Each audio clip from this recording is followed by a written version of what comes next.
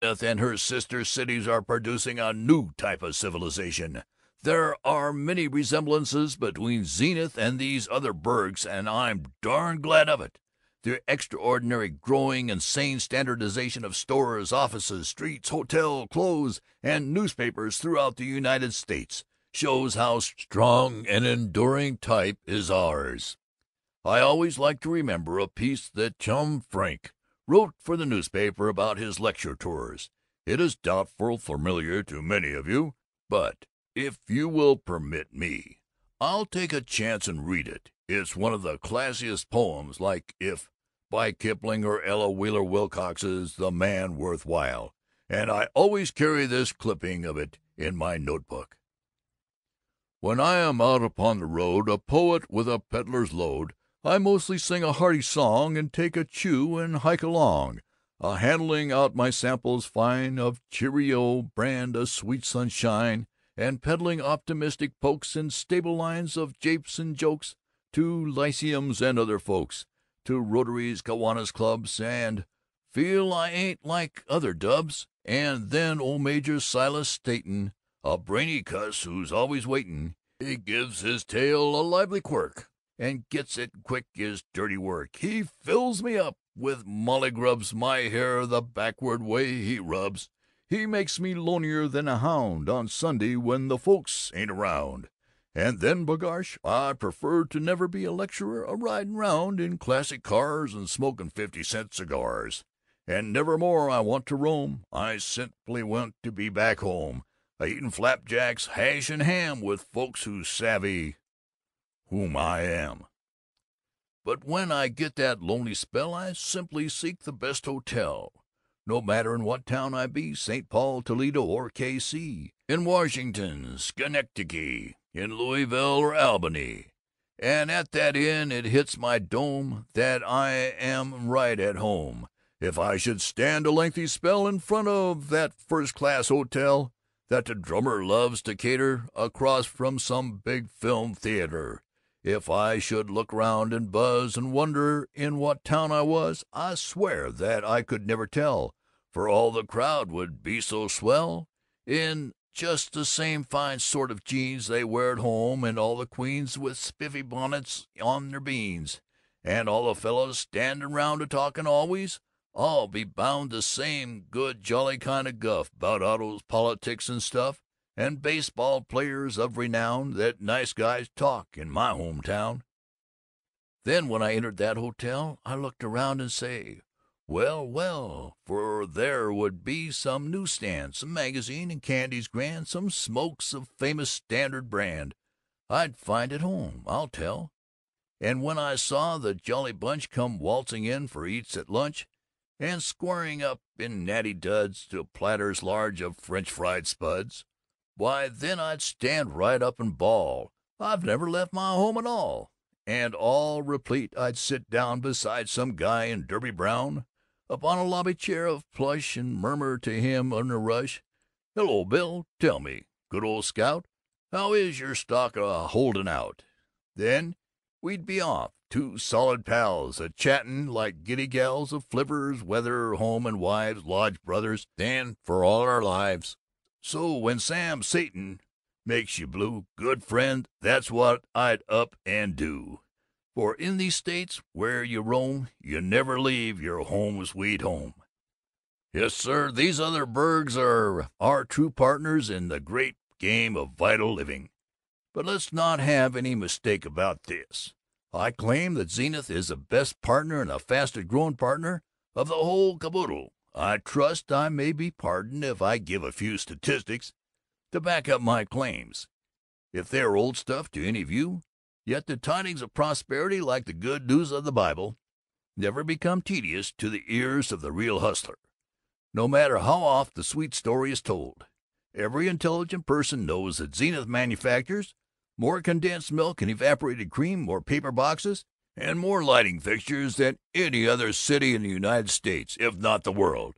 But it is not so universally known that we also stand second in the manufacture of packaged butter, sixth in the giant realm of motors and automobiles, and somewhere about third in cheese, leather findings, tar roofing, breakfast food, and overalls.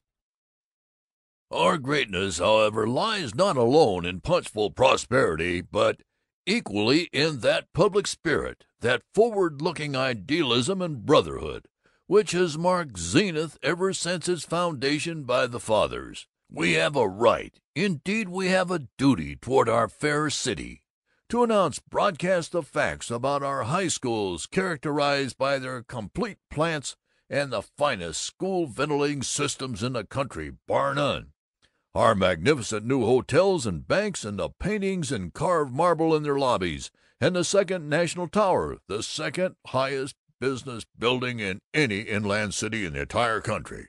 When I add that we have an unparalleled number of miles of paved streets, bathroom vacuum cleaners, and all the other signs of civilization, that our library and art museum are well supported and housed in convenient and roomy buildings, that our park system is more than up to par, with its handsome driveways adorned with grass, shrubs, and statuary, then I give but a hint of the all-around, unlimited greatness of Zenith.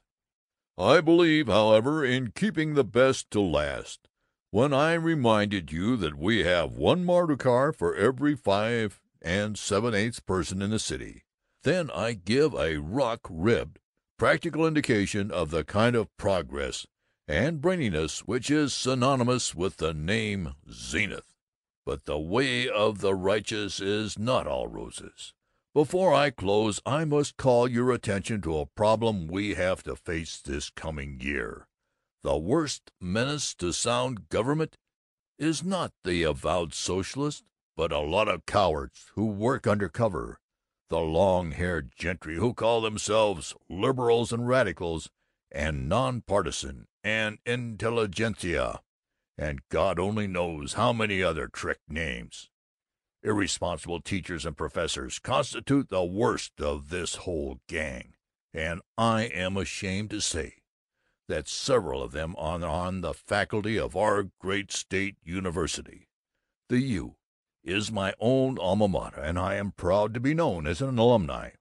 But there are certain instructors there who seem to think we ought to turn the conduct of the nation over to hobos and roustabouts. These profs are the snakes to be scotched, they and all their milk and water ilk.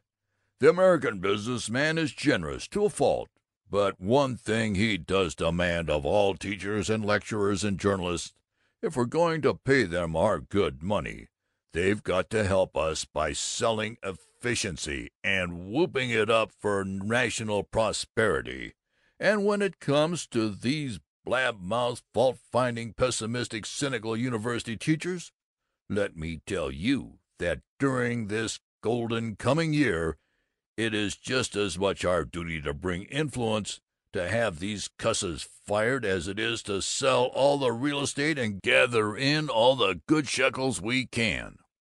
Not till this is done will our sons and daughters see the ideal of American manhood, and culture isn't a lot of cranks sitting around chewing the rag about their rights or wrongs, but a God-fearing, hustling, successful, two-fisted, regular guy who belongs to some church with pep and piety to it, who belongs to the Boosters or Rotarians or the Kiwanis, to the Elks and Moose, or Red Men or Knights of Columbus, or any one of a score of organizations of good, jolly, kidding, laughing, sweating, upstanding, lend-a-handing, royal good fellows, who plays hard and works hard, and whose answer to his critics is a square-toed boot that'll teach the grouches and smart-alecks to respect the He-Man, and get out and root for Uncle Samuel, USA. 4.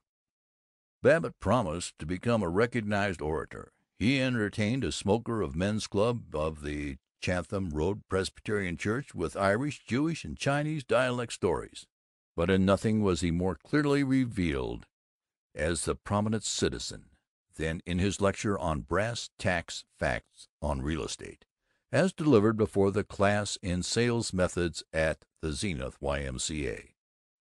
The Advocate-Times reported the lecture so fully that Virgil Gunch said to Babbitt, "You're getting to want to be the classiest spellbinders in town. Seems as if I couldn't pick up a paper